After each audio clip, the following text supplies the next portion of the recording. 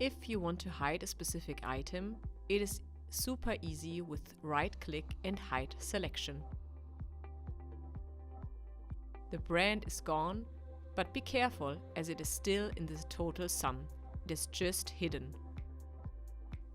If you want to hide a bigger list of items, either work with Control or open the Hide and Show menu and pick the subjects you wish to hide.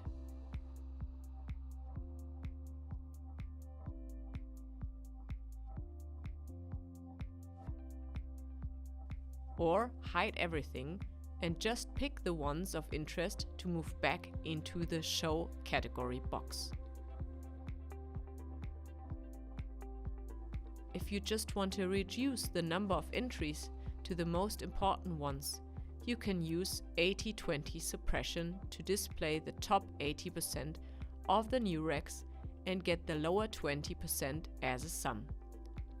Or hide rows with 0, for example from old models, using the 0 suppression feature.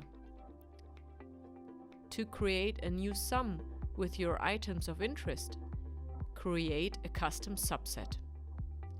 It is possible either by clicking right, Create Custom Subset.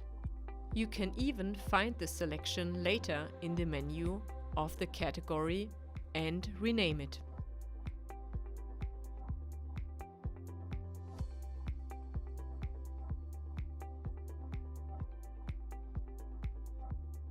Or use the menu to create these subsets.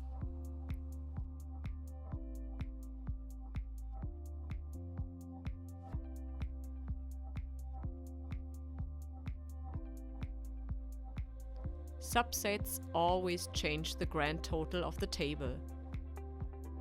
Your subset is the new total market. Subsets can be saved in a report, so you can always use them again easily and not need to recreate each time you do a specific report.